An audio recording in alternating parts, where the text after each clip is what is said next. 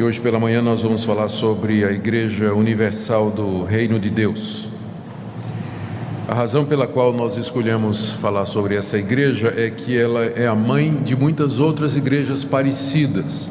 Eu vou mostrar como algumas dessas igrejas populares hoje na televisão são filhas da Igreja Universal do Reino de Deus.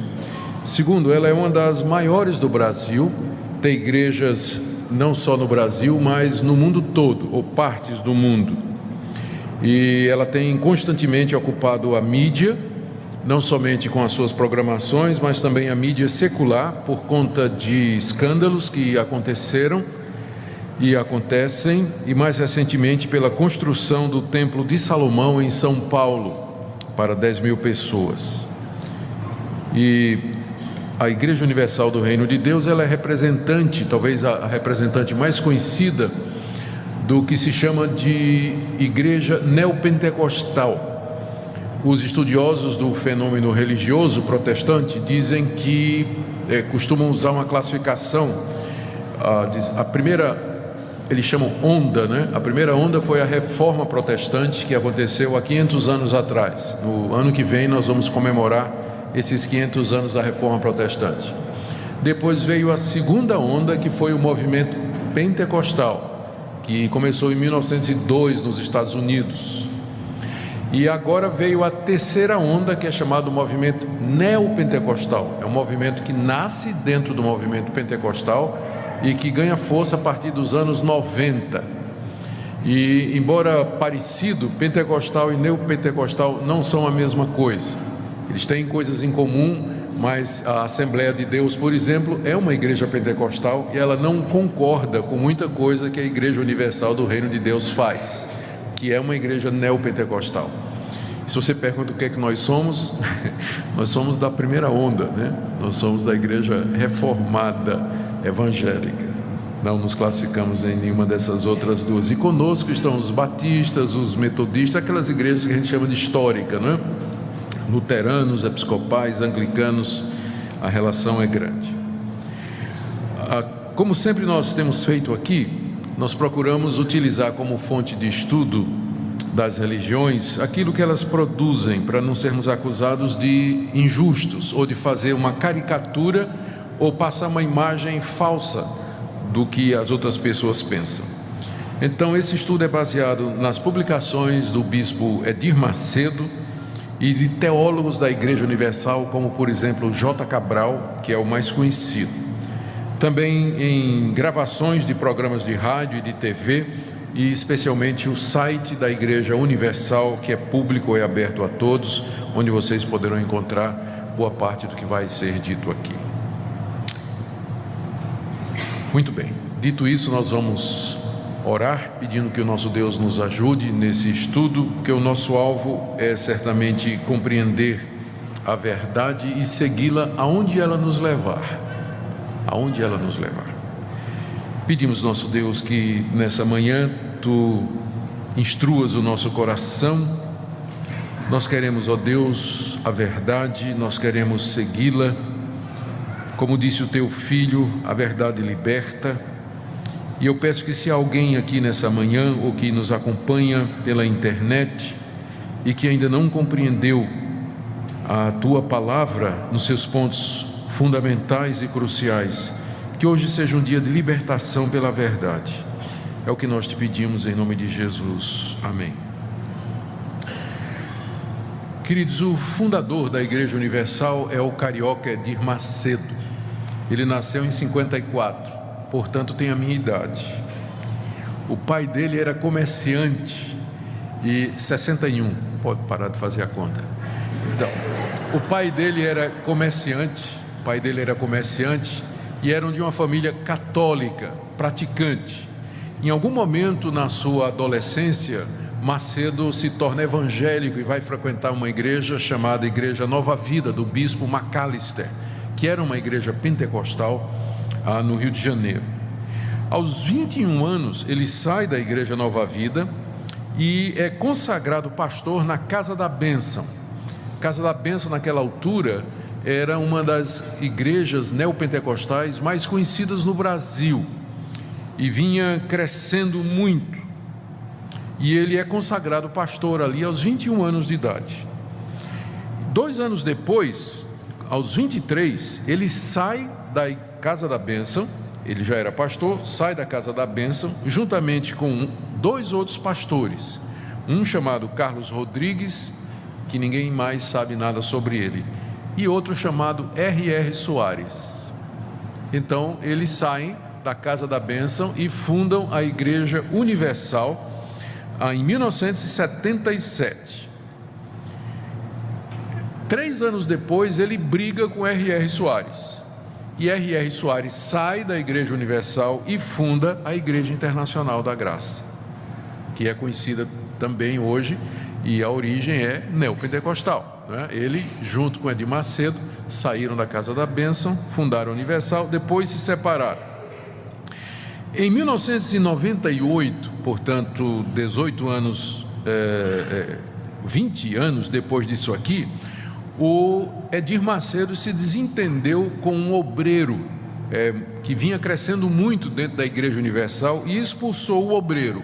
O nome dele era Valdomiro Santiago, que sai e funda a Igreja Mundial do Poder de Deus, e que cresceu a princípio roubando ou tirando membros do Edir Macedo. Foi uma guerra na época, não é?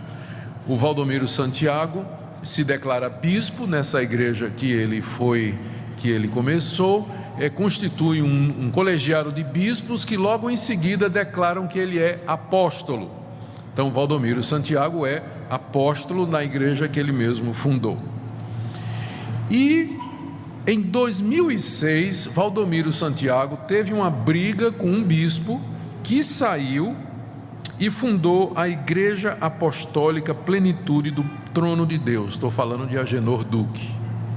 Então, essas grandes igrejas neopentecostais que estão na mídia hoje e que atraem atenção pela maneira às vezes estranha, bizarra, não é? Com que conduzem os cultos, todas elas têm uma raiz só, é Edir Macedo e a fundação da Igreja Universal do Reino de Deus. Estas igrejas são Universal do Reino de Deus, Edir Macedo; Internacional da Graça, R.R. Soares; Mundial do Poder de Deus, Valdomiro Santiago; e Igreja Apostólica Plenitude do Trono de Deus, de Agenor Duque. Essas são as igrejas que nós chamamos de neopentecostais, as mais conhecidas. Tem ramos, tem subdivisões, tem ramificações, mas o que eu vou falar sobre a Igreja Universal se aplica a todas essas igrejas. Então, o que se diz de uma, se diz de outra. A Igreja Universal cresceu muito depois da sua fundação, levantou muita polêmica, inclusive na mídia secular, por conta das suas práticas, e investiu pesado na televisão. A Universal é proprietária da Rede Record, da Rede Mulher de Televisão, tem mais de 60 emissoras de rádio no Brasil, além de dezenas de empresas e empreendimentos dos mais variados tipos. Segundo alguns, é uma das empresas mais bem-sucedidas do Brasil. Em 2010, o IBGE disse que a Igreja Universal tinha perto de 2 milhões de membros. Isso em 2010, que foi o último censo religioso que a gente tem disponível. Só que com relação ao penúltimo censo, que foi em 2000, a Universal perdeu membros. Em 2000, ela tinha cerca de 3 milhões de membros. E agora, depois de 10 anos, ela vem caindo, embora por conta de todas essas divisões e ramificações e também exposição pública, ainda assim, ela é uma das grandes igrejas neopentecostais no Brasil, ficando atrás entre as igrejas pentecostais, da Assembleia de Deus e da Igreja Quadrangular, mas ela tem, por conta da mídia, um impacto muito grande no Brasil. Ela também tem uma atuação muito grande na política, elegeu dezenas de vereadores, deputados e um senador da República, que é Marcelo Crivella, a ponto de que quando teve a inauguração do Templo de Salomão, em 2014, em São Paulo, Dilma Rousseff estava presente. na cerimônia, porque ela percebe o poder político de barganha que essa igreja tem. Ela tem muitos vereadores, deputados, senador, então ela se articula politicamente e é conhecida pelo voto de cabresto, né? Quando está chegando a eleição, o bispo diz: vocês vão votar em tanto, e aí tem 2 milhões de votos garantido para aquela pessoa que o bispo disser que tem que ser a pessoa que vai ser votada. Então ela é bem disputada pelos políticos, né, que procuram, que falam nos seus púlpitos e frequentam suas reuniões na busca do voto desse pessoal. Muito bem, vamos ver algumas doutrinas e práticas da igreja. À medida que eu vou falando, eu vou fazendo alguma análise crítica também. A Universal, até por conta da origem dela, ela vem do pentecostalismo, ela declara acreditar nos seguintes pontos que ela tem em comum com as igrejas evangélicas: crê na Trindade, como os evangélicos creem; na divindade e na humanidade de Jesus, como os evangélicos creem; no céu, no inferno, no julgamento final; na Bíblia como a palavra de Deus; na realidade do pecado; na necessidade de salvação, ressurreição dos mortos, vida eterna, segunda vinda de Cristo. Então, se você for olhar isso aqui, você vai dizer: a Igreja Universal é uma igreja evangélica, porque ela acredita nessas coisas, como os evangélicos também acreditam. Mas ela, além disso, ela acredita naquilo que as igrejas pentecostais acreditam. Por exemplo, a crença no batismo com o Espírito Santo como sendo uma segunda bênção, alguma coisa que acontece depois da conversão; a prática das línguas estranhas durante os cultos e, particularmente, a cura divina. Então, essas 3 coisas a Igreja Universal compartilha com as igrejas pentecostais. Mas ela tem também aquelas práticas que são as mais importantes e que colocam essa igreja dentro do grupo das igrejas neopentecostais, que é a teologia da prosperidade, os ministérios de libertação de pessoas oprimidas por demônios e a utilização de objetos ungidos no culto. Então isso é feito pela Deus é Amor, Casa da Bênção, Brasil para Cristo, que são as primeiras igrejas neopentecostais no Brasil. Como Edir Macedo veio de lá, ele preserva todas estas coisas, com a diferença de que ele levou tudo isso para a mídia. A Casa da Bênção, por exemplo, Deus é Amor e Brasil para Cristo, eles não gostam de mídia, de televisão, de rádio, rádio sim, mas televisão não. Mas Edir Macedo levou tudo isso ao público quando ele investiu pesado em televisão. Então, a Igreja Universal, ela é uma igreja neopentecostal com todas essas crenças e práticas. Vamos tentar agora fazer uma análise crítica daquilo que ela acredita e fazer uma comparação com a convicção das igrejas da Reforma Protestante, nas quais nós nos incluímos. A primeira crítica que nós faríamos é com relação à visão de mundo que é passada na Igreja Universal e nas igrejas neopentecostais. É o que a gente chama de cosmovisão. Cosmovisão é o conjunto de crenças que nos ajudam a enxergar a realidade. É os óculos que você usa para ler o mundo. Então todo mundo tem uma cosmovisão, aquilo que você acredita, as suas experiências, os seus pressupostos, as suas crenças, tudo isso vai influenciar a maneira como você lê a realidade. A cosmovisão da Igreja Universal é de um mundo povoado de demônios e anjos maus que estão procurando achar as mínimas brechas para se apossar da vida das pessoas, crentes ou descrentes. Para o típico membro da Igreja Universal, tudo de ruim que acontece é obra de algum demônio.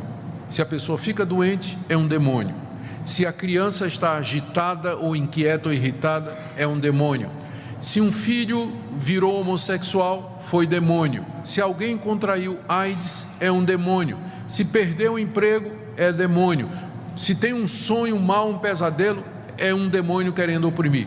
Então essa visão de mundo é uma visão povoada de demônios, espíritos maus que estão detrás de cada esquina, de cada árvore, esperando só a oportunidade para destruir sua vida e fazer com que a sua vida seja completamente desgraçada e não tenha mais sentido.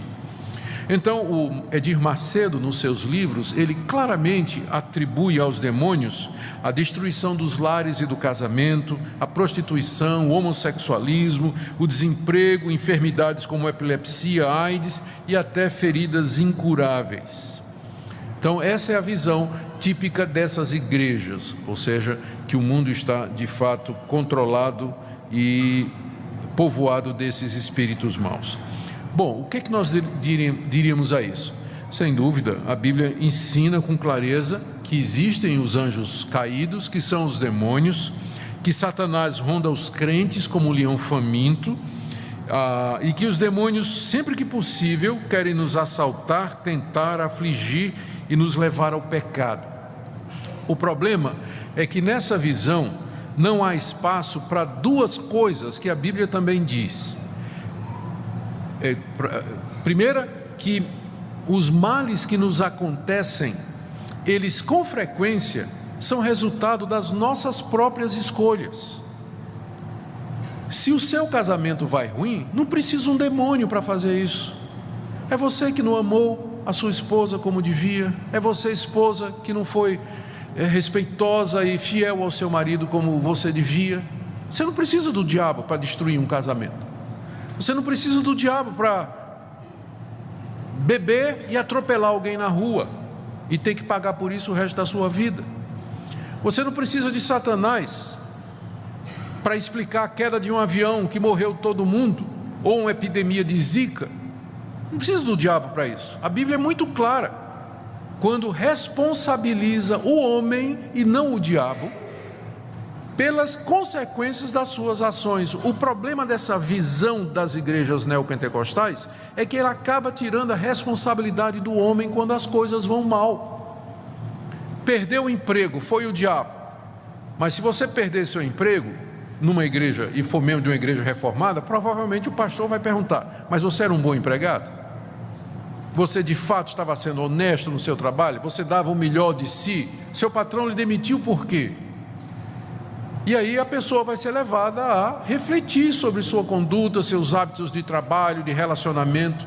Às vezes o crente perde o emprego porque é um mau empregado mesmo. Não precisa do diabo para isso. Segunda coisa, a Bíblia diz que às vezes o próprio Deus manda males sobre a vida das pessoas. A Bíblia atribui a Deus mandar praga, doença, castigo, terremoto, até o erro.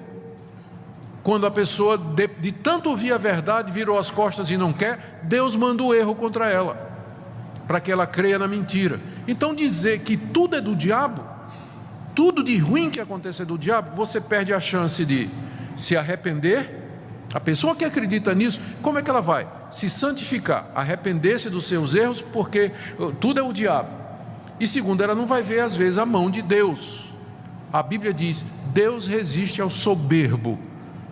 Tudo está dando errado na sua vida, você diz: é o diabo. Olhe de novo, às vezes pode ser Deus, a mão de Deus contra você. O que é que Deus quer fazer? Quebrar você, humilhar você, fazer com que você se arrependa, com que você mude de vida. Então essa visão da Igreja Universal, e que é das igrejas neopentecostais, ela é reducionista, ela impede o crente de conhecer toda a verdade e de se desenvolver espiritualmente aqui nesse mundo. Produz uma mentalidade estreita, atrofiada no que diz respeito ao crescimento espiritual.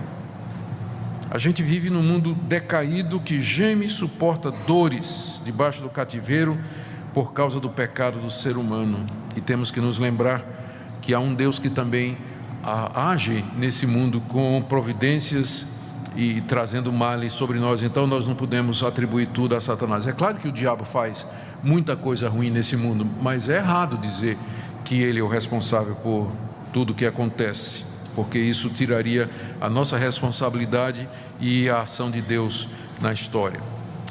A segunda crítica que nós faríamos à Universal e também às igrejas que derivam dela e que seguem a mesma linha é o tipo de interpretação que elas fazem da Bíblia. E aqui está a raiz de todos os problemas. As práticas e crenças da Igreja Universal são apoiadas pelos líderes com um sistema de interpretação da Bíblia bastante deficiente. Eu tentei colocar numa frase, ou tentei resumir que tipo de interpretação é essa, e a palavra que eu achei foi a palavra transposição. Parece que para Edir Macedo e os teólogos da Igreja Universal e das igrejas neopentecostais, a Bíblia é um livro que registra experiências que as pessoas tiveram com Deus e que podem ser repetidas exatamente da mesma forma nos dias de hoje com o mesmo poder. Por exemplo, Josué não cercou as muralhas de Jericó e ao som das trombetas elas caíram? Assim também você pode comprar por um preço módico uma trombeta de plástico na Universal e tocar para derrubar as muralhas da sua vida. Transpõe a história bíblica para a realidade. Moisés não usou uma vara para abrir o Mar Vermelho? Então, você pode adquirir uma vara ungida com a qual você vai... Tem uma história, né, de um cidadão que fez isso é uma das histórias antigas, né? Ele comprou uma vara de Moisés, adquiriu, e foi dito a ele que onde ele batesse com aquela vara, Deus ia dar a bênção. Ele saiu e bateu num carro novo que estava estacionado, disparou o alarme e era do delegado. Deu problema, né? Deu problema. Mas há pessoas que fazem isso, né? Moisés não fez, por que nós não podemos fazer? O cajado de Jacó, os aventais de Paulo, que eram usados para expelir demônios. Salomão não construiu um templo para o louvor e para a glória de Deus? Por que nós não podemos construir um templo como eles construíram agora em São Paulo? Então, essa é a visão que eles têm da Bíblia. A Bíblia é um livro que tem histórias de pessoas que tiveram experiências com Deus. Então, Deus é o mesmo. Nós vamos repetir essas experiências. Da mesma forma que Deus abençoou aquelas pessoas, Deus também vai abençoar você. Abraão não levou 369 homens escolhidos da sua casa, que lhe deram a vitória na luta contra os reis de Sodoma e Gomorra? Então, nós temos 369 bispos e pastores aqui na igreja, com a oração dos 369, que vai dar vitória para os seus problemas. Não foi no Vale do Sal que Deus deu a vitória a Israel contra os seus inimigos? Pois aqui na igreja você vai passar no Vale do Sal e todos os seus problemas serão resolvidos. Qual o problema com esse tipo de interpretação? O problema com esse tipo de interpretação é que ela ignora o fato de que a Bíblia não é um registro de experiências religiosas com Deus que pode ser repetido, mas a Bíblia é o registro dos atos salvadores de Deus na história, e que esses atos, eles têm um propósito, eles têm um significado, e eles são progressivos, eles vão crescendo, e estão unidos entre si. Quando Deus derruba as muralhas de Jericó, quando Deus dá a Moisés o poder de abrir o mar com o cajado, quando ele faz cair pão do céu durante 40 anos para sustentar o seu povo, ele estava demonstrando o seu poder num determinado período da história, fazendo registrar esses eventos para que nós, sem a necessidade de repetir esses milagres, creiamos que ele é o Deus soberano, Senhor de todas as coisas. A Bíblia não me autoriza a repetir isso, porque Deus não prometeu que Ele faria esses milagres todos outra vez e sempre. E o problema também é que esse tipo de interpretação parece atribuir aos objetos, às coisas que foram usadas nesses milagres, um poder mágico, como nós vamos ver mais adiante.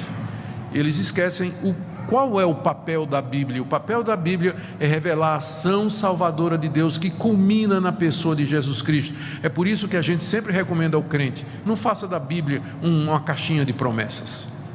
Sabe o que é a caixinha de promessas?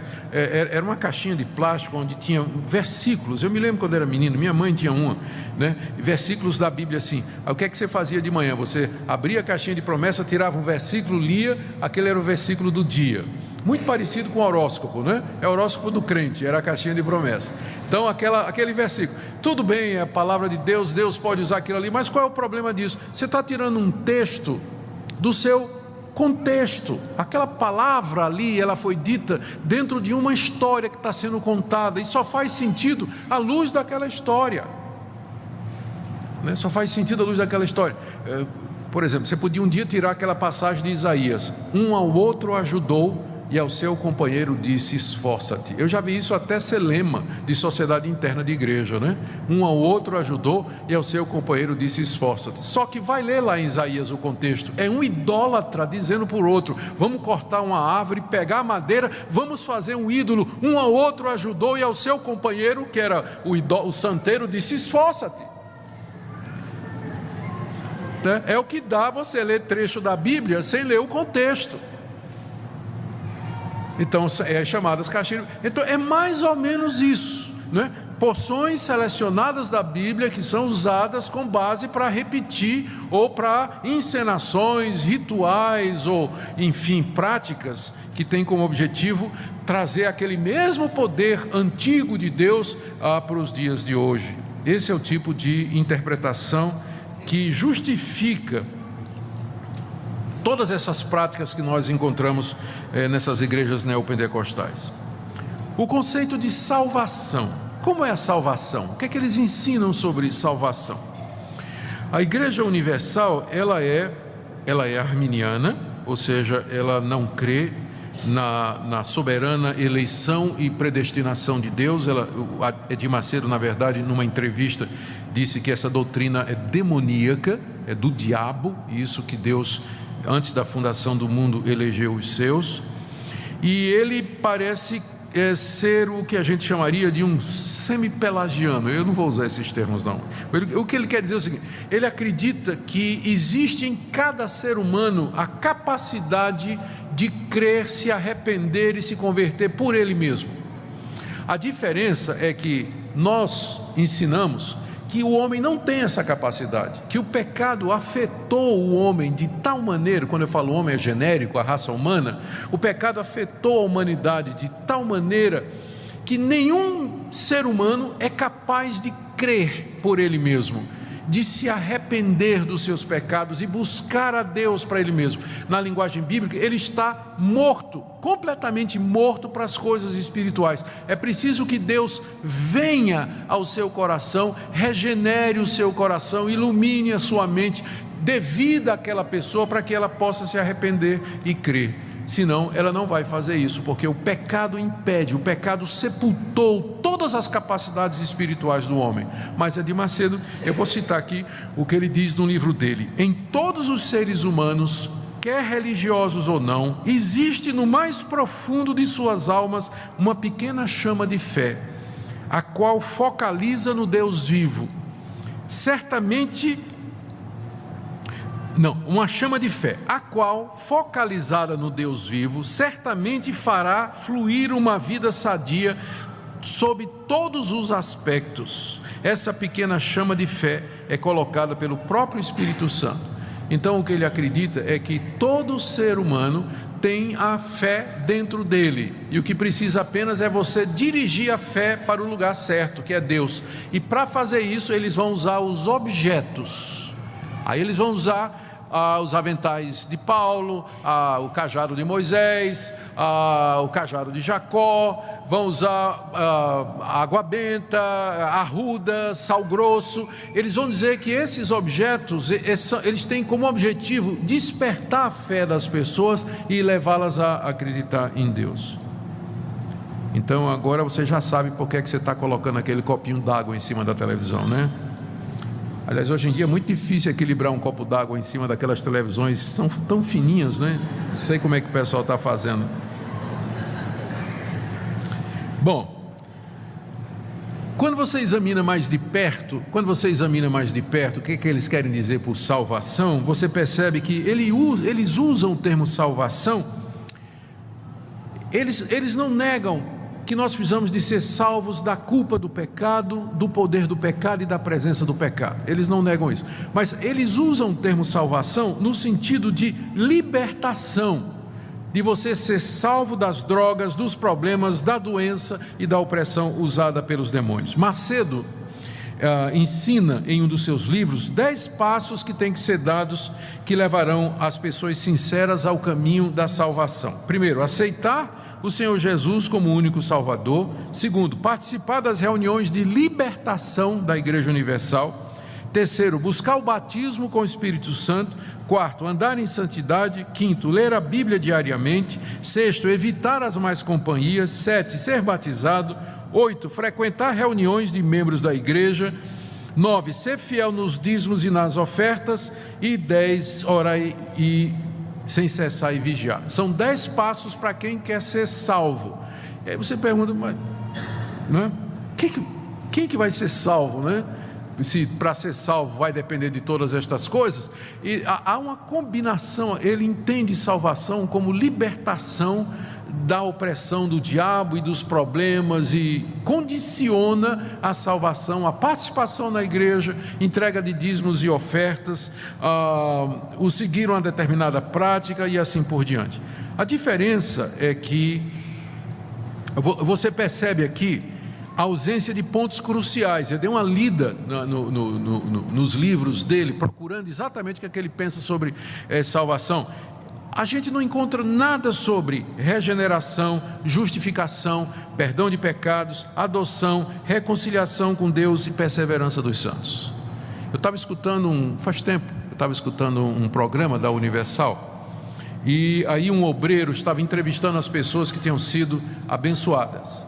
E o testemunho era mais ou menos o seguinte: chamava a pessoa à frente e dizia: conta a bênção, irmão. E a pessoa dizia: olha, eu estava desempregado, fiz 7 dias de jejum na corrente dos santos, e depois de 7 dias eu arrumei um emprego, já sou gerente, já paguei minhas dívidas, já estou comprando um carro novo. Aleluia, aleluia, glória. Todo mundo feliz da vida. Aí chama outra pessoa: conta a bênção, irmã. A irmã diz: olha, meu marido me largou, mas eu participei da terapia do amor, fiz os 30 dias de reconciliação, tal, e meu marido voltou, o nosso casamento está abençoado. Amém, amém. Aí chamou uma senhora de uma certa idade, uma velhinha. Disse: conta a bênção, minha irmã. Aí a senhora disse assim: pastor, Jesus perdoou os meus pecados, pastor. Eu estou salva, pastor. Eu senti Cristo me perdoou. Aí o obreiro disse: que coisa boa, minha irmã. Agora conta a bênção, irmã, conta a bênção. Eu vi isso. Eu vi isso. Entende o que eu estou dizendo? Quer dizer, eu creio que aquela senhora se converteu de verdade, não é? Apesar do que é ensinado lá. Mas é que na hora da bênção, quando fala em bênção, a bênção é material mesmo. A salvação tem a ver com a libertação dos problemas, das doenças, da opressão e desse tipo de coisa. Macedo também, aliás, isso aqui eu não sei se é o Macedo, isso aqui eu tirei do site da Igreja Universal. Sobre a salvação pode ser perdida. É dito lá, está lá no site: a salvação precisa ser constantemente cultivada para ser mantida. Infelizmente, há pessoas que não tomam os devidos cuidados para mantê-la, e a consequência disso é a morte espiritual. Não está errado no sentido de que o crente ele deve ser zeloso, ele deve viver a vida cristã com intensidade, seguir os meios de graça, participar dos cultos, ler a Bíblia, orar, não é? Fazer isso, mas não é isso que vai garantir a ele a salvação. Ele é salvo pela graça de Deus em Cristo Jesus, é salvo porque Deus o amou e o elegeu, e Cristo morreu por ele, o Espírito Santo regenerou e o selou. É isso que vai sustentá-lo, é a mão de Deus. Não é ele que segura na mão de Deus, é Deus que segura na mão dele. E ele vai ser salvo porque Deus não muda e os seus propósitos são eternos. Vamos para mais um ponto aqui da Igreja Universal, que é cura divina. Como nós falamos, o Edir Macedo entende que as doenças são resultado direto da operação de espíritos malignos. Epilepsia, AIDS, tumores, tudo isso é encarado como sendo causado por essas entidades. Inclusive é possível, na cosmovisão dessas igrejas, você fazer uma relação entre determinados demônios e as doenças que eles produzem. Então tem espíritos maus que são especialistas em câncer, ou que são especialistas em AIDS ou outro tipo de doença, não é? O Macedo vê a atuação dos espíritos especialmente nas doenças mais difíceis de sarar. Eu vou ler aqui uma entrevista que ele deu na Veja, nas páginas amarelas, alguns anos passados. Ele disse: há pessoas que têm feridas nas pernas que não cicatrizam nunca. Por quê? Aquilo é um espírito que está alojado ali, ou seja, tem um demônio ali alojado naquela cicatriz. Aquilo é um espírito. Aqueles que têm dor de cabeça constante, daquelas que não há médico que descubra a causa, pois bem, isso é um espírito. Isso é um espírito. Então, doenças incuráveis, dor de cabeça constante, males que a medicina não resolve, ele diz que isso é a presença de um demônio. O demônio se alojou no corpo da pessoa e causa esse tipo de coisa.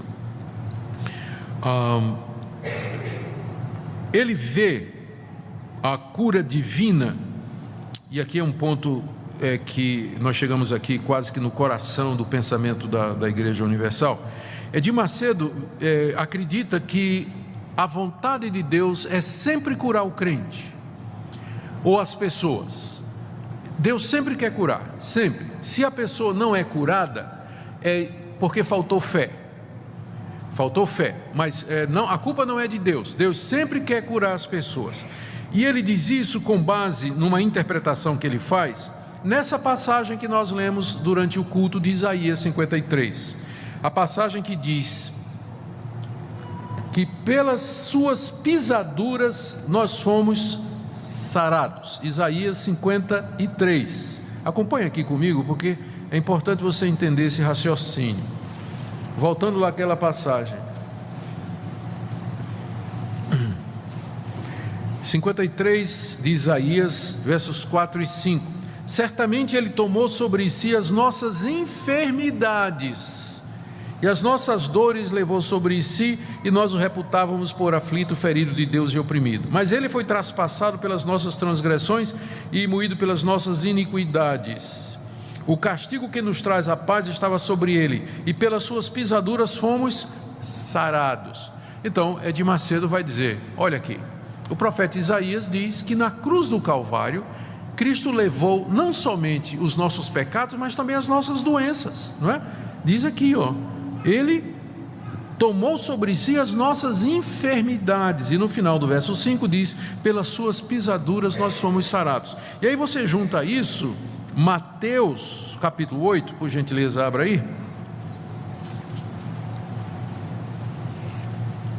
Chegada a tarde, Mateus 8, a partir do verso 16. Chegada a tarde, trouxeram a Jesus muitos endemoniados, e ele meramente com a palavra expeliu os espíritos e curou todos os que estavam doentes, para que se cumprisse o que fora dito por intermédio do profeta Isaías: ele mesmo tomou as nossas enfermidades e carregou com as nossas doenças.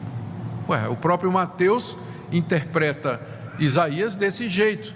Ele diz que o ministério de curar de Jesus era cumprimento daquilo que Isaías tinha dito, que ele levou sobre si as nossas doenças e as nossas enfermidades. A partir daí, então, Edir Macedo diz que da mesma forma que Deus deseja nos perdoar os pecados, Ele também deseja curar as nossas doenças, porque Cristo morreu pelos dois.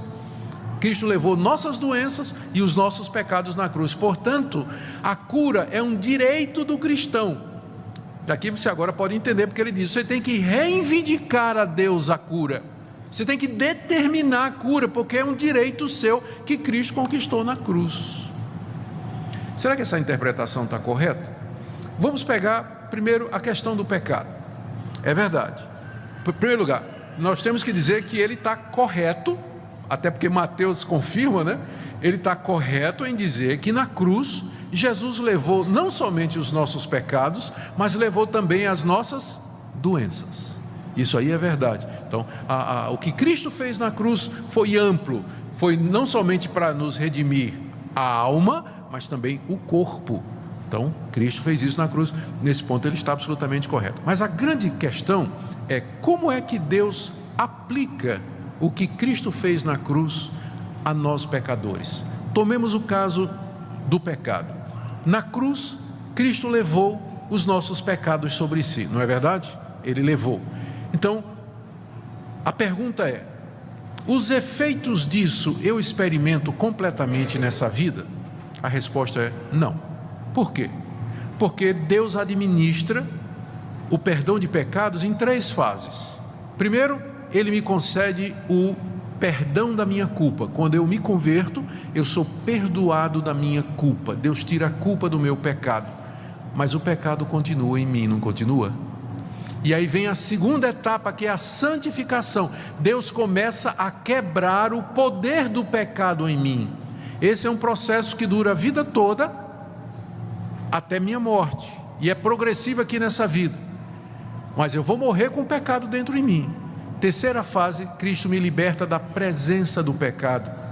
Na ressurreição dos mortos, quando eu terei um corpo imortal, perfeito, igual ao corpo de Cristo. Então, na cruz, Cristo levou meu pecado, só que isso é administrado em etapas. Se eu for pegar de vez, significaria que na hora que eu me converto, eu recebo perdão de pecados, libertação da presença do pecado e libertação e um corpo glorioso.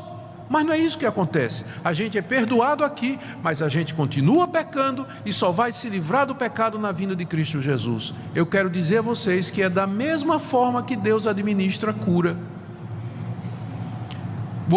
Deus pode lhe curar aqui, você pode pedir e Deus pode lhe curar aqui, mas não significa que você vai ficar isento de doença, porque ela vai voltar de um jeito ou de outro. Você vai ter outras doenças, à semelhança do pecado. Sabe quando é que Deus vai curar todas as suas doenças? Na ressurreição dos mortos. Quando você ressuscitar dos mortos num corpo glorioso, perfeito, aí sim você vai ter um corpo livre de doença, imortal. Ou seja, tudo que Cristo fez na cruz é aplicado por Deus na história até o fim da história, quando Cristo vier. Então está errado você dizer que com base na cruz, você pedir a Deus que Deus lhe dê libertação completa e total das doenças aqui nesse mundo. Seria a mesma coisa você dizer para Deus: Deus, tira de mim todo o pecado, eu não posso mais pecar, eu não quero mais pecar aqui nesse mundo. A resposta de Deus vai ser: ainda não, tem que esperar a glória. Então, você pode e deve, nesse ponto aqui a gente aprende a lição. A gente não ora tanto pela cura quanto deveria. E a gente não lembra que a base da cura é a cruz de Cristo. Nós devíamos fazer isso mais vezes, pedir que Deus nos curasse. Mas você pode saber que Deus pode curar ou não. Vai depender da vontade dEle, porque Ele só vai nos libertar plenamente das doenças na ressurreição dos mortos. O erro de Edir Macedo é querer que o crente, ou dizer que os crentes podem receber tudo isso aqui e agora, e que Deus vai curar sempre, e que isso é alguma coisa que você pode reivindicar de Deus de maneira completa. Agora vamos para mais um ponto, que é a questão de possessão demoníaca. Possessão demoníaca. Bom, a igreja presbiteriana, ou os reformados históricos, as igrejas históricas, acreditam na existência dos demônios e na possibilidade dos demônios entrarem na vida de uma pessoa. Não tem como não acreditar. A Bíblia mostra casos desses, não é? Mostra casos desses, de gente que é tomada por um espírito maligno. O espírito entra na vida da pessoa, domina as suas faculdades. Às vezes, uma vez eu coloquei no meu mural no Facebook uma frase que deixou muitos amigos pentecostais e neopentecostais furiosos, né? Eu disse assim: depois que Satanás entrou em Judas, ele não caiu no chão revirando os olhos, falando em outra língua e babando pelo canto da boca. Ele saiu e foi vender Jesus por 30 moedas. Aí o pessoal ficou furioso, porque eu estava dizendo que possessão demoníaca não é só quando a pessoa está caindo no chão, falando numa voz diferente, não é, parecendo uma outra personalidade. Tem muita gente endemoniada, muito mais do que a gente pensa, e que não faz esse tipo de coisa. O problema da Igreja Universal é que endemoniado é só quem tem esses sintomas, né? Mas Judas não tinha sintoma nenhum, mas a Bíblia diz: Satanás entrou nele. E Judas não teve nada disso, ele saiu tranquilamente e disse: quanto é que vocês querem me dar para eu entregar a Jesus? Então quem é que causou mais prejuízos? Judas ou o endemoniado gadareno? Sem dúvida foi Judas, não é? Então tem muita gente endemoniada ganhando dinheiro vendendo Jesus hoje. e está endemoniado mesmo, está possuído por um espírito maligno e ganhando dinheiro vendendo Jesus do mesmo jeito. Do mesmo jeito. Então, cremos em possessão demoníaca, sim, não é? O problema é que isso é reduzido às vezes a uns coitados que tem esses episódios, né, físicos, né? E a gente esquece que o papel, ou que o pior tipo de possessão demoníaca é aquele tipo que aconteceu em Judas, em que Satanás domina a mente, o coração, e ele parece absolutamente normal, mas ele está empenhado em fazer o mal e destruir a igreja e a verdade. Outro ponto aqui é que Edir Macedo acredita que um crente verdadeiro pode ficar endemoniado. Então, cuidado, irmão. Ele diz que um crente verdadeiro pode ficar endemoniado. Eu vou ler aqui o que ele escreve. Num capítulo de um livro dele, sobre, o título é Caboclos, Orixás e Demônios, se não me engano. É um dos livros mais conhecidos do Edir Macedo. Ele diz assim, é um capítulo sobre possessão demoníaca de crente. Ele diz, esse capítulo não existiria se eu não tivesse visto constantemente pessoas de várias denominações evangélicas caírem endemoniadas, como se fossem macumbeiras, ao receber a oração da fé. Então, ele sabe que crente fica endemoniado. Qual é a base para ele saber disso? É que lá na Igreja Universal, presbiteriano, batista, metodista, luterano, tudo cai no chão endemoniado quando a oração de fé é oferecida. Pessoas de outras denominações caem endemoniadas. Mas será que tem uma relação de causa e efeito? O fato, vamos imaginar que seja de fato possessão demoníaca. Isso quer dizer que aquela pessoa, porque é membro de uma igreja evangélica, ela é crente de verdade? Não. Tem muita gente que frequenta as igrejas evangélicas, são membros, nasceram na igreja, foram batizados e tudo, mas não são crentes em Jesus. Não, são de fachada. Estão ali na igreja, mas de fato nunca se converteram. Uma pessoa dessa pode ser tomada por um espírito maligno? Claro, um pastor também pode. Tem pastor que não é crente, é lobo disfarçado de ovelha, ele pode ficar endemoniado também. Aliás, Judas é o tipo, né? Judas é o tipo disso, de gente que ganha dinheiro vendendo Jesus. Então pode ter um obreiro, um líder da igreja que pode ficar endemoniado. Mas a pergunta é, existe base bíblica para dizer que um verdadeiro crente, alguém que foi regenerado pelo Espírito Santo, em quem o Espírito habita, que foi selado pelo Espírito, eleito de Deus, por quem Cristo morreu, existe alguma base para dizer que um espírito imundo pode entrar na vida de uma pessoa dessa? A resposta é nenhuma base. Primeiro, não tem nenhum exemplo. Jesus, me diga um exemplo no Novo Testamento de alguém expelindo o demônio de um discípulo de Jesus. Nos evangelhos, no livro de Atos, não tem um único caso de um discípulo de Jesus ter sido submetido a um exorcismo para resolver os seus problemas. Segunda coisa, me ache nas cartas que os apóstolos escreveram para as igrejas, onde havia pessoas com muitos problemas, pessoas doentes, pessoas opressas por problema financeiro, pessoas enfrentando dificuldade.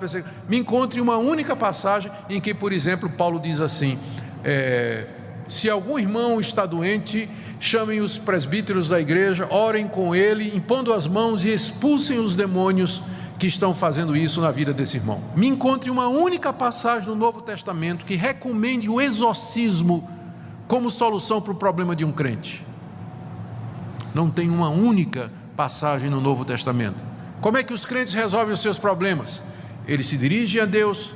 Se o problema foi causado por uma atitude errada, ele vai pedir perdão a Deus, vai consertar os seus caminhos, vai procurar conselho com outros irmãos e vai fazer o que é certo. É assim que ele vai enfrentar os seus problemas. Se ele está doente, ele pode chamar os irmãos, orar com ele, toma remédio, crê em Deus e vai em frente. Mas expulsão de demônios nunca é apresentado no Novo Testamento às igrejas, aos cristãos, como solução para os problemas. Se aparecer uma pessoa endemoniada, nós vamos resolver. Em nome de Jesus, certo? Se de fato tiver uma pessoa endemoniada que visita a nossa igreja, que não é crente, visita a igreja e tudo mais, nós vamos resolver em nome de Jesus, né? Com a autoridade que Ele nos deu de expelir os demônios. Mas eu não vejo isso acontecendo entre crentes, né? Não há nada no Novo Testamento. Aliás, ao contrário, a Bíblia nos diz que é maior aquele que habita em nós do que aquele que habita no mundo. E está dizendo também que aqueles que são de Cristo, o diabo não lhe toca. Não lhe toca. Ah, pastor, mas e Pedro? Quando Jesus disse arreda Satanás, onde é que está dizendo? Lembra daquele episódio? Quando Pedro tentou dizer a Jesus que ele não devia ir na cruz, e Jesus voltou para Pedro e disse, arreda Satanás, porque não entendes das coisas de Deus, mas somente dos homens. Olha, Pedro estava possuído. Onde está dizendo que Pedro estava possuído? Pedro foi tentado pelo diabo, e Pedro disse uma bobagem, e Cristo viu por detrás das palavras de Pedro o diabo, e foi direto na fonte. Não tem nada ali dizendo que Pedro estava endemoniado ou opresso por um espírito maligno. Ah, mas e Saul no Antigo Testamento, que vinha um espírito que se apoderava dele? E quem disse que Saul era crente? Saul era um rei ímpio, que não era temente a Deus. Não há caso nenhum de crente verdadeiro opresso, possuído ou tomado por um espírito maligno, por Satanás. Então, essa é mais uma... O problema com esse tipo de crença é que diminui a obra de Deus, o poder de Cristo e do Espírito Santo na vida do cristão. Agora, quando eu digo isso, eu não estou dizendo que você deve viver uma vida despreocupada, porque mesmo que os demônios não possam possuir você, mas eles podem tentar você, eles podem infernizar a sua vida, eles podem querer enganar você, trazer confusão na sua vida. Isso eles podem fazer. Eles não podem dominar você e tomar conta de você, da sua personalidade, invadir você como ele faz com quem não tem a Cristo. Mas com certeza isso não quer dizer que a gente não deva ficar alerta. A Bíblia está cheia de advertências do tipo assim: vigiai e orai. Ou então, cuidado que Satanás é como um leão que ruge ao redor procurando alguém para devorar. Mais um ponto da Igreja Universal e das igrejas neopentecostais em geral, que é a questão de maldição hereditária. Macedo afirma que existem espíritos familiares que acompanham as gerações de uma família, causando sempre os mesmos males e infortúnios. Eu vou ler aqui o que é que ele escreveu. Existe um espírito que só atua na destruição do lar. A especialidade desse espírito é destruir lares, tá? Ele se dedica só a isso. É chamado espírito familiar. Você pode verificar isso a partir das etapas que o casal enfrenta na vida. Isso é o Macedo dizendo. Esse espírito familiar normalmente vem dos pais. Então parece que ele acredita que esse espírito é transmitido por geração ordinária, não é? Então no DNA já vai o espírito familiar. Se eles são divorciados, o mesmo espírito que destruiu o lar dos pais vai tentar o lar dos filhos, dos netos, dos bisnetos. Isso é uma herança maldita. O espírito familiar passa de pai para o filho por todas as gerações, até que a pessoa tenha um encontro com Jesus, e aí corta-se a maldição. Eu concordo com ele que o encontro com Jesus corta qualquer maldição. A dificuldade é você acreditar que tem isso, né? Um espírito familiar que o pai transmite para o filho através de geração ordinária e que vai fazer na família do filho o mesmo que fez na família do pai. É assim que eles explicam o fato de que em determinadas famílias parece que existe um pecado predileto, adultério, né? O pai adulterou, o filho adulterou, o neto adulterou, e aí vai. Ou então alcoolismo, o bisavô era alcoólatra, o avô era alcoólatra, o pai era alcoólatra e ele também é alcoólatra. Então, né, e como é que explica isso? A resposta deles é espírito familiar. Então é maldição hereditária. Tipo assim, quando ele diz um encontro com Jesus, ele quer dizer o seguinte: você é crente, você se converteu, você vem de uma família assim destruída, família onde todo mundo adulterou, né? Todo mundo adulterou, e você se converteu a Jesus Cristo. Se você não quebrar essa maldição, você vai adulterar também, porque aquele espírito de adultério está na família. A quebra de maldição geralmente inclui uma cerimônia do tipo em que a pessoa renuncia às obras dos pais, pede perdão pelos pecados dos pais e renuncia ao adultério e a toda obra maligna ali na sua vida. Tem que ser feita por um obreiro dessas igrejas, é quase que um ritual, e aí se chama quebra de maldição. A grande dificuldade com isso, nós já mostramos, primeiro, a ideia de que espíritos se transmitem de pessoa para pessoa, de pai para filho e assim por diante. E a segunda é a ideia de que você pode estar amaldiçoado, mesmo sendo crente, por conta dos pecados que aconteceram com os seus antepassados. Pastor, mas não está escrito lá em Êxodo capítulo 20, quando fala do segundo mandamento: não farás para ti imagem de escultura, não as adorarás nem lhes darás culto, porque eu sou Deus zeloso, que visito a maldade dos pais nos filhos, até terceira e quarta geração daqueles que me aborrecem? Sim, mas é verdade, mas quem faz isso é Deus, né? Não o Espírito, mas é Deus que faz isso. Se você ler Ezequiel 18, quando o profeta Ezequiel comenta Êxodo 20, o profeta diz: vocês nunca mais em Israel vão citar Êxodo 20. Porque o que é que os judeus na época do profeta Ezequiel estavam dizendo? Eles estavam para ser levados no cativeiro. Eles disseram: nossos pais é que pecaram, nós é que estamos sofrendo as consequências. Isso é injusto, não é? Eles estavam se referindo a Êxodo 20, onde Deus diz que castiga o pecado dos pais nos filhos. Estão dizendo: isso não é justo. Meu pai que comeu a uva verde e meu dente é que ficou embotado. Então não está correto isso. Aí o profeta Ezequiel chega da parte de Deus e diz: mas não é isso não é essa a interpretação correta. A alma que pecar, essa viverá. O filho não vai ser castigado pela iniquidade do pai, só se andar no caminho do pai. É isso que o mandamento quis dizer. Deus castiga a maldade dos pais nos filhos, se os filhos andarem nos mesmos caminhos do seu pai. Aí castiga tudo, pai, filho, neto. Enquanto andar nos caminhos maus, o castigo vem. Agora, na hora que você se converte ao Senhor Jesus, que você se arrepende dos seus pecados, então isso é quebrado. Não precisa uma cerimônia de quebra de maldição. A conversão é a resposta de Deus para todas as maldições, culpas, erros que você cometeu. Como está escrito: se alguém está em Cristo, é uma nova criatura. As coisas velhas já passaram, tudo se fez novo. Você não precisa de nenhum ritual numa igreja de quebra de maldição, porque se você é de Cristo, Ele já levou na cruz toda a sua culpa. Mais uma. Ceia do Senhor. Aqui é estranho. O Macedo ensina uma coisa estranha com relação à ceia do Senhor. Deixa eu ler para vocês o que ele diz.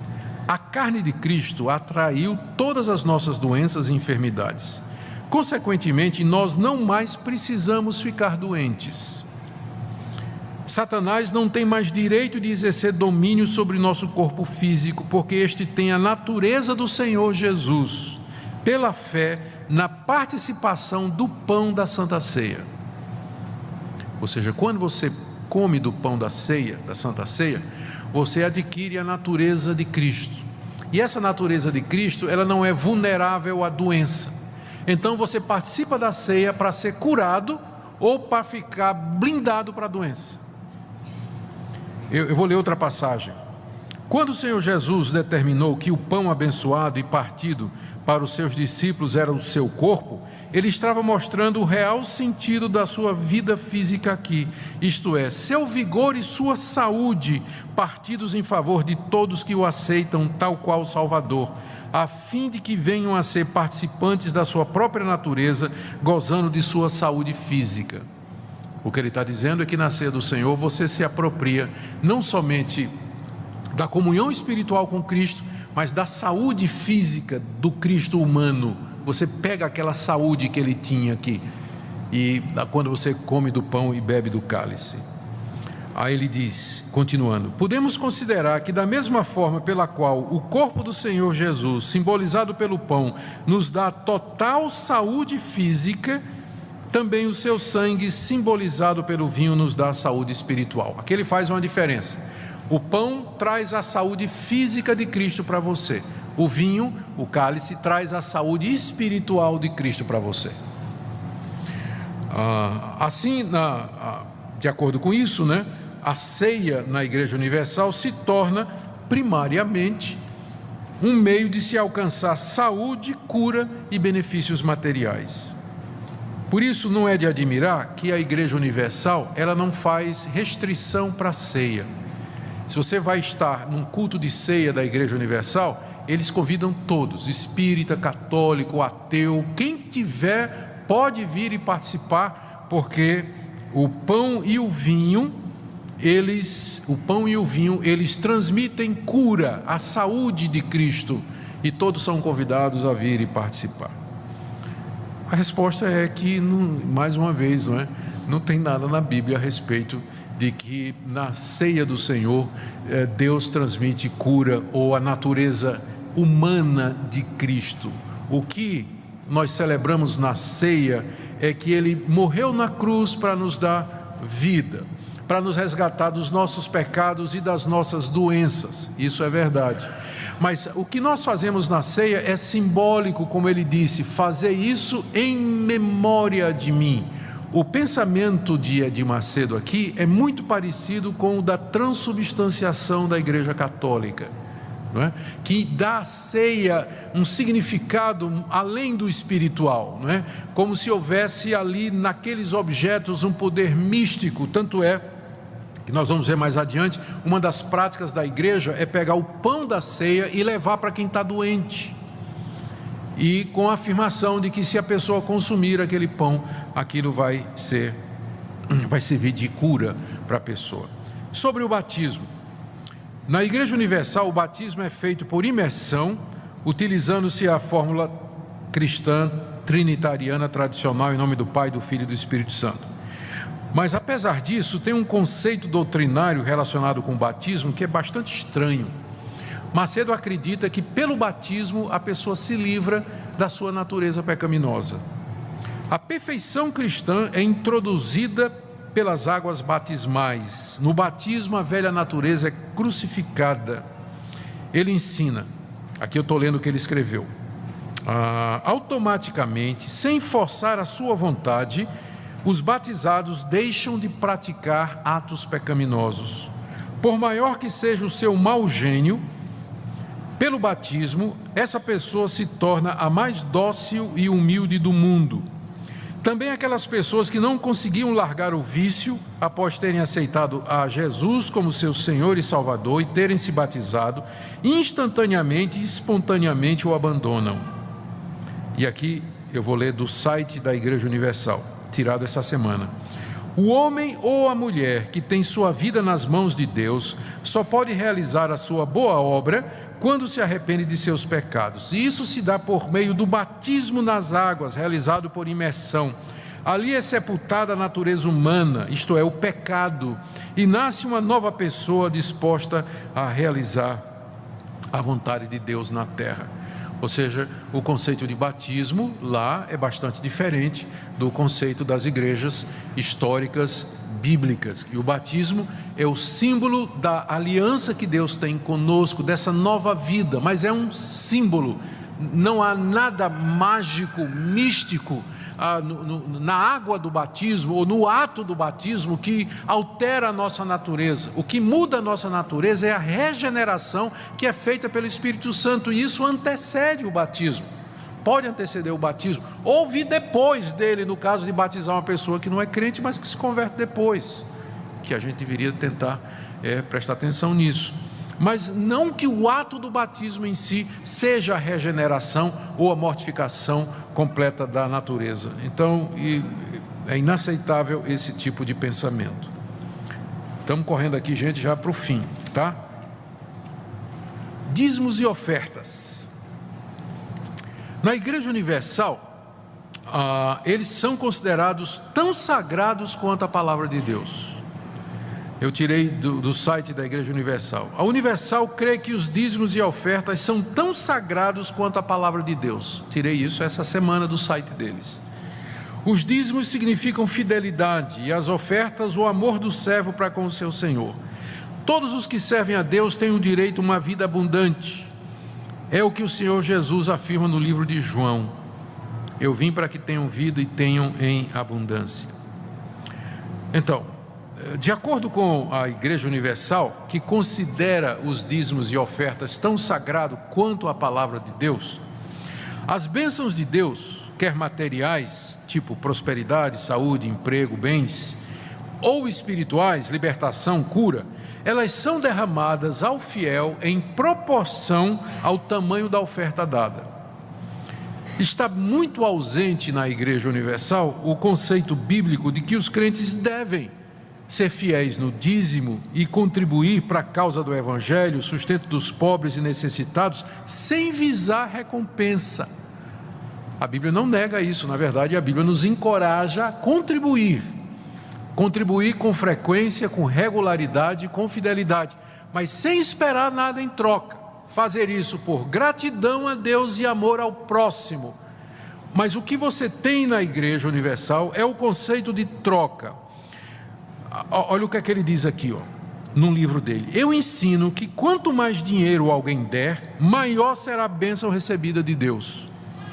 De acordo com o tamanho da fé, a pessoa faz a oferta. Para que alguém alcance as riquezas de Deus, é preciso manifestar uma fé. Em 1995, comentando o crescimento da igreja, ele afirmou, nessa entrevista à revista Veja: por que a Universal cresce? É porque está trazendo benefício para as pessoas. Caso contrário, a igreja desapareceria. As pessoas estão recebendo, está havendo uma troca com o Criador. Esse conceito de troca.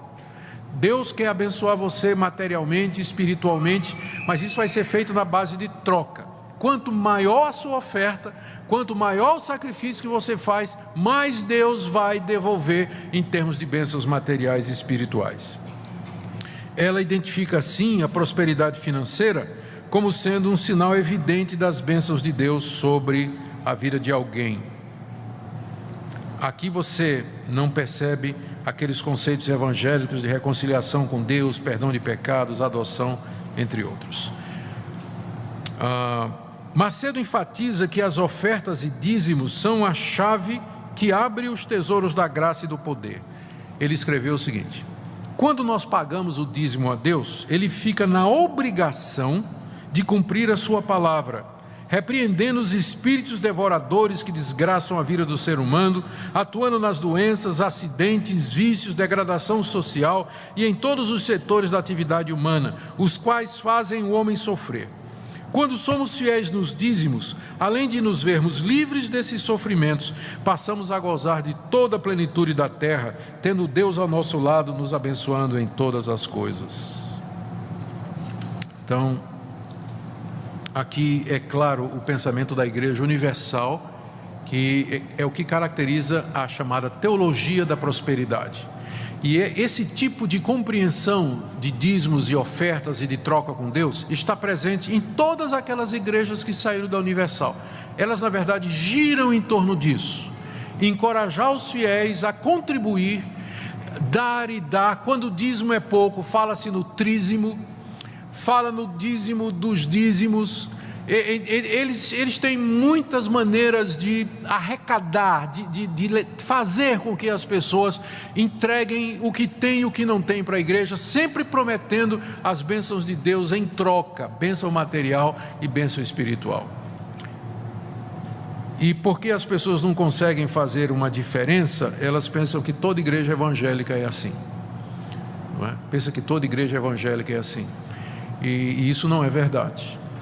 Correto é que nas igrejas históricas, desde o período da Reforma até o dia de hoje, em todas as igrejas tradicionais, batistas, presbiterianas, metodistas, congregacionais, cristã evangélica, o sistema de contribuição dos crentes pelo dízimo e pela oferta sempre houve, mas sempre o apelo é: gratidão a Deus, Deus abençoou a sua vida, Deus já lhe deu muito mais do que você merece. Há pessoas que precisam de ajuda da igreja, ao trabalho missionário que precisa ser mantido, há instituições da igreja que precisam ser sustentadas. Então, em retribuição, em gratidão a Deus, você contribui. E você dá com alegria, dá com generosidade. Mas as igrejas neopentecostais fazem disso uma troca, um negócio com Deus. Deus está obrigado, se você der, Deus está obrigado a pagar de volta.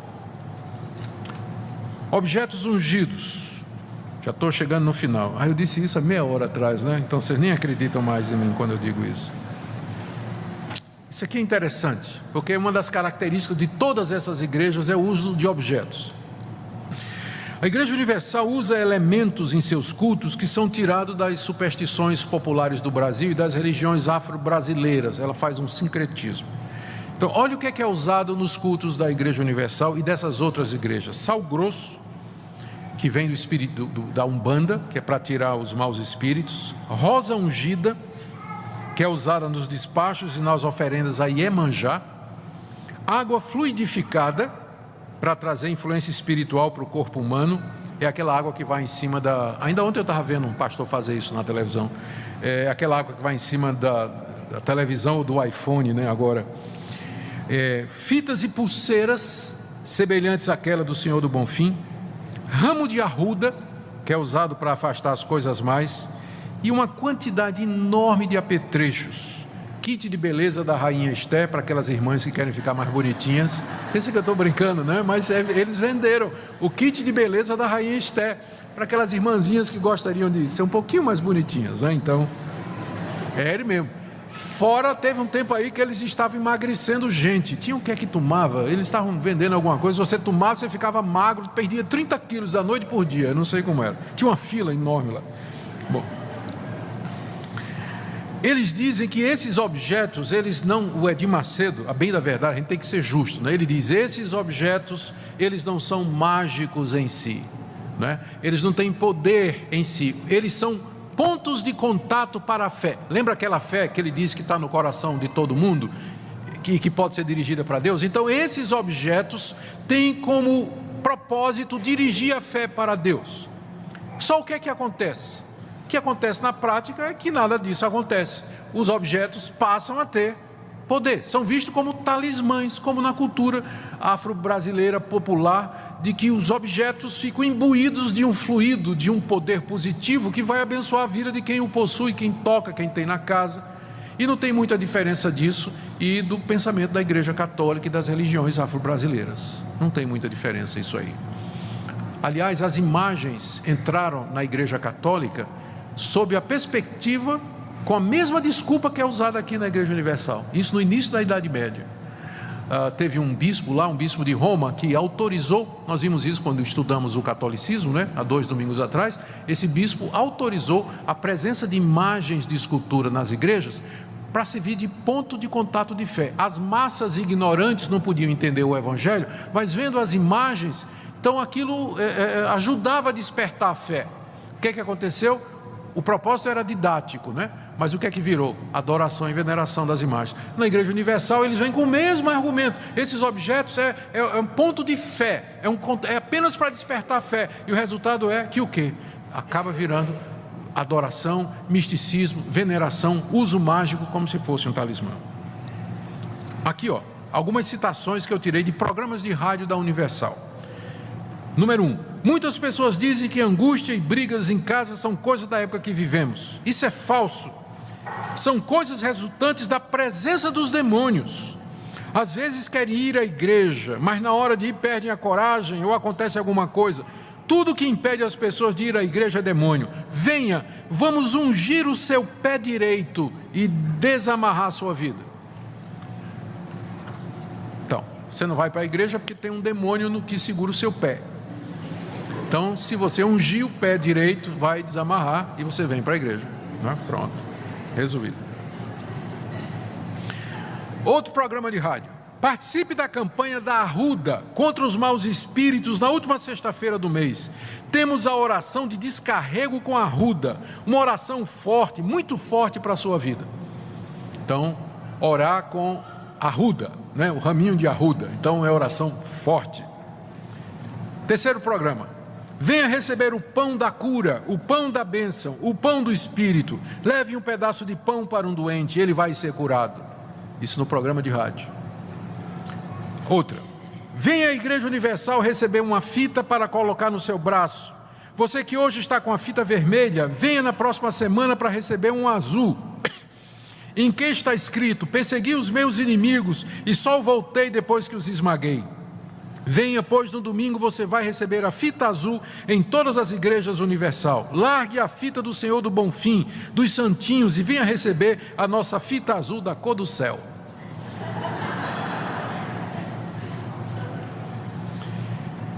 Também eles têm uma sessão de terapia do amor, onde ele usa simpatias. O iniciado, compra uma das alianças. Geralmente a sessão da terapia do amor é para quem está sozinho e quer arrumar um marido, Eu não devia ter falado isso aqui. O iniciado compra uma das alianças para participar, tem que comprar a aliança, Está vendo aí? Depois vai até a igreja, passa por uma coluna de casais vestidos como noivos, depois unge a aliança. A pessoa coloca a aliança debaixo do travesseiro por 7 dias. E depois de 7 dias a pessoa alcança a bênção, ou seja, arruma um companheiro. Isso é na sessão de terapia do amor.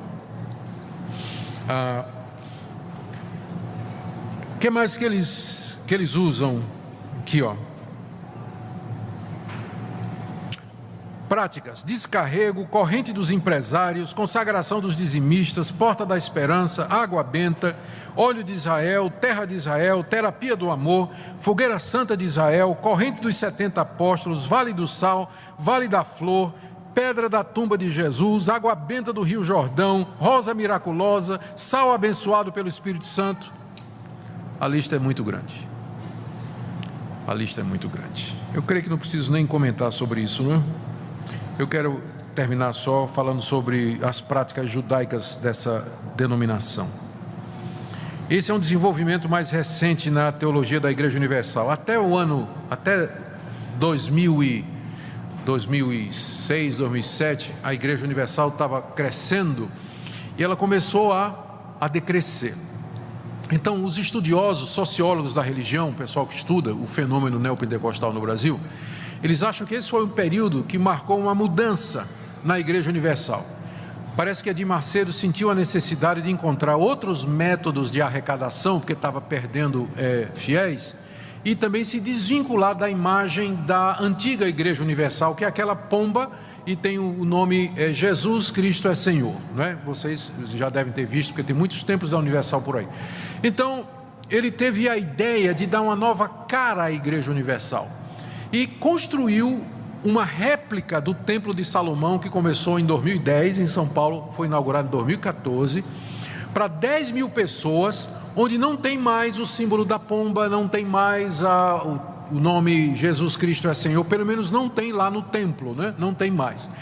E ele agora começa uma nova fase, onde tem a mesma teologia antiga, só que agora as pessoas são encorajadas a vir ao local onde no Antigo Testamento era a centralização das ofertas e dízimos. Todo israelita, ele vinha 3 vezes ao ano no templo de Salomão em Jerusalém, onde ele trazia os dízimos anuais, trazia as ofertas, trazia ofertas de amor, trazia toda a arrecadação que era para ser trazida ao templo, para sustento dos levitas. Então o templo era o tesouro, era onde se concentrava toda a riqueza de Israel. Então agora, com a réplica do Templo de Salomão, o apelo é feito exatamente nesse sentido. Aqui é a casa de Deus, aqui é o santuário do Senhor, aqui você pode chegar na presença de Deus, e aqui também que você vai trazer as suas contribuições, seus dízimos e suas ofertas. Então existe esse apelo. A gente não deve... A gente deveria ter imaginado que um dia isso aconteceria, porque lembra quando eu expliquei sobre a interpretação deles na Bíblia? Se você cercou a muralha de Jericó, se Josué cercou, eu também posso repetir isso. Se Moisés usou um cajado para abrir o Mar Vermelho, eu também posso fazer isso. Se Salomão construiu um templo que era o local da habitação de Deus, eu também posso fazer isso. Então está na lógica deles imitar o Antigo Testamento. Qual é o problema disso? Lá no templo, que cabe 10 mil pessoas, ele tem levitas. Então o pessoal que se veste de levita, ele tem os sacerdotes, que são os bispos, e eu só não encontrei como é que ele se considera, mas deve ser, seguindo a lógica, o sumo sacerdote. Deve ser o próprio Edir Macedo, ele deve se ver assim, porque ele está no topo disso aí. Ele coloca agora um quipá e uma coberturazinha, eu esqueci o nome, que no judaísmo identifica o rabino e consagração a Deus. No templo, eu fiz aqui a relação das coisas que tem dentro do templo de Salomão. Tem uma cópia dos 10, 2 tábuas de pedra da lei, um menorá, que é aquele candelabro de 7 braços, ele se veste de rabino, enfim. Ele diz, olha, não se trata de um projeto denominacional, muito menos pessoal, mas algo tão glorioso que despertará a fé adormecida. Lembra desse conceito? Que despertará a fé adormecida dos frios e mornos e os arremeterá a um avivamento nacional e em seguida mundial. Essa casa será chamada casa de sacrifício, diz ele. Todo o povo terá a oportunidade de render ao eterno Deus a própria vida como sacrifício santo e agradável a Deus.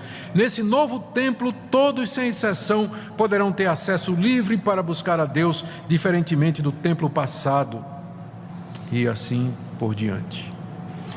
O que é que nós podemos dizer com relação a isso? Meus irmãos, qual o papel do templo no Antigo Testamento e como é que ele é visto no Novo? O templo era um símbolo, primeiro, do corpo de Cristo. Jesus disse, destruí esse templo e em 3 dias eu o reconstruirei. O templo simbolizava a pessoa de Cristo, simbolizava a igreja da qual Cristo é o cabeça. No Novo Testamento, o templo é a igreja, nós somos o templo. Deus não habita mais em paredes, locais feitos por mãos humanas. Deus só está presente aqui nesse momento, não é por conta dessas paredes, porque na hora que todo mundo for embora, Deus não está, entenda o que eu vou dizer, Deus não ficará aqui dentro morando. Nós é que somos o templo, Deus habita em nós, no seu povo. E se nós sairmos daqui e nos reunirmos ali na Praça Tamandaré, ali é o templo de Deus. Deus vai estar lá. Ele não habita em locais feitos por mãos humanas. A gente precisa entender e parar com a adoração do templo, porque às vezes os evangélicos têm isso, né? Que vê o templo como a casa de Deus. O templo não é a casa de Deus no sentido, a não ser que você diga assim, é um edifício que foi consagrado para o culto a Deus, tudo bem. Mas quando você diz casa de Deus, e você está pensando no Antigo Testamento, no templo, que esse aqui é uma espécie de imitação do templo de Salomão no Antigo Testamento, você então não entendeu o Evangelho ainda. Deus não habita em templo feito por mãos humanas, Ele habita em pessoas. Esse lugar aqui, ele é especial porque ele foi construído pelo povo de Deus para ser o local onde o povo de Deus cultua a Deus publicamente, onde busca a Deus e onde serve a Deus. Só isso, apenas isso. Isso não torna esse lugar mais santo do que qualquer outro lugar, não. A sua casa é tão santa quanto esse lugar. O seu escritório onde você vai amanhã é para ser tão santo quanto esse lugar, porque o que santifica é você cheio do Espírito Santo, onde quer que você esteja. Agora, construir uma réplica do templo de Salomão é construir o que Cristo já destruiu. Faz parte da antiga aliança, é simbólico, é tipo. Tudo que tinha no templo, altar, sacerdote, levita, sacrifício, era tipos e figuras de Cristo, já consumados na pessoa de Cristo Jesus. Por isso que nós adoramos a Deus em espírito e em verdade, não com símbolos. Você percebe o nosso culto, o culto das igrejas reformadas é despojado, ele não tem imagem, não tem candelabro, não tem representação, em alguns casos não tem nem cruz, como é o caso aqui na Reforma Protestante. Esse foi um ponto de honra, é tirar do local de culto todo símbolo, porque ele acaba corrompendo e levando à idolatria. Então o culto a Deus é em espírito, não é com objetos. Para não dizer que não tem simbolismo na igreja histórica reformada, nós temos 2, mas ambos foram deixados por Jesus: batismo e ceia, só. A água do batismo, o pão e o vinho da ceia são os únicos elementos simbólicos autorizados por Jesus Cristo. Fora isso é idolatria. Você pode dizer, eu posso colocar um símbolo da cruz? Eu não vejo problema em colocar o símbolo da cruz, desde que você não faça isso para ela, tá? Cruz, tá? E raspe um pouquinho para levar para casa. Se for um símbolo apenas, pode ter, pode não ter, não vai fazer diferença. Se quiser um símbolo que era usado pelos cristãos no início do cristianismo, use aquele peixinho. Esse era o símbolo que os cristãos usavam no início, era o peixinho, porque a palavra peixe em grego, as iniciais significam Jesus Cristo, Filho de Deus Salvador. Então eles usavam o peixinho para se identificar. Mas nós não usamos exatamente por isso, porque queremos que o nosso culto a Deus seja em espírito e em verdade. Queridos, em conclusão, a nossa Igreja Presbiteriana do Brasil, em 2007, ela publicou um documento. Eu tive a oportunidade de ser um dos elaboradores do documento, em que foi feita uma análise da Igreja Universal do Reino de Deus, e nós fomos a primeira igreja evangélica no Brasil a dizer que a Igreja Universal, ela não pode ser considerada como uma igreja evangélica, ela é uma seita. Ela é uma seita, ela não pode ser considerada como uma igreja evangélica. Tanto é que se alguém se transfere da Igreja Universal para a Igreja Presbiteriana, ele tem que ser rebatizado. Nós não rebatizamos quem vem da Igreja Pentecostal, da Assembleia de Deus, nós porque reconhecemos como igreja evangélica. Nós não rebatizamos quem vem dos irmãos batistas, apesar de que se a gente for para lá eles vão querer mergulhar a gente. Nós não temos problema com os irmãos episcopais, metodistas, não é? Mas se veio dessas igrejas neopentecostais, essas que foram mencionadas aqui, eles são rebatizados, porque nós não reconhecemos. Mas eles creem Trindade na Bíblia, sim, mas o que é que acontece? Essas outras crenças que eles colocaram ao lado deturpam a igreja de tal forma que o evangelho fica irreconhecível. Mas isso quer dizer que não tem crente lá? Tem, como tem crente na Igreja Católica, não é? Tem crente na Igreja Católica, a pessoa se converte, ela crê em Jesus Cristo ali, mas vai ter uma hora que ela vai se sentir incomodada com tudo isso. Ela vai começar a ler a Bíblia, vai começar a ver, e ela dizer, mas espera aí, né? Isso aqui não bate com a Escritura. Não é à toa que estão vindo as centenas e milhares dessas igrejas neopentecostais para as igrejas históricas nos dias de hoje. Está tendo um êxodo, né? Está vindo muita gente dessas igrejas, exatamente porque elas não estão mais aguentando esse tipo de coisa. Tratamos com amor, nós respeitamos, mas a nossa posição é essa. A Igreja Presbiteriana, se você quiser saber, ela tem essa posição do seu Supremo Concílio, né? Já determinando isso aí. Muito bem, é isso. Nós vamos orar, terminando. Nosso Deus, nós queremos pedir que o Senhor nos livre do erro, nos ajuda, Senhor, a ficar firmes na Tua Palavra. Nós também podemos errar, nós não somos imunes ao erro. E há erros, Senhor, na Igreja Presbiteriana, Batista, nas igrejas históricas, por causa do nosso pecado e da nossa desobediência. Pedimos que nos faças ver, a enxergar com clareza a Tua vontade e o Teu querer. Oramos pelos Teus que estão nessas igrejas, que o Senhor os tire de lá, que o Senhor os ilumine, mostre a verdade, e que o Senhor livre os que são Teus de caírem em erros, ó Senhor, que prejudicam a vida cristã e atrapalham nossa caminhada aqui nesse mundo e trazem um péssimo testemunho ao mundo do que seja uma igreja evangélica. Pedimos que o Senhor nos guie em tudo, em nome de Jesus. Amém.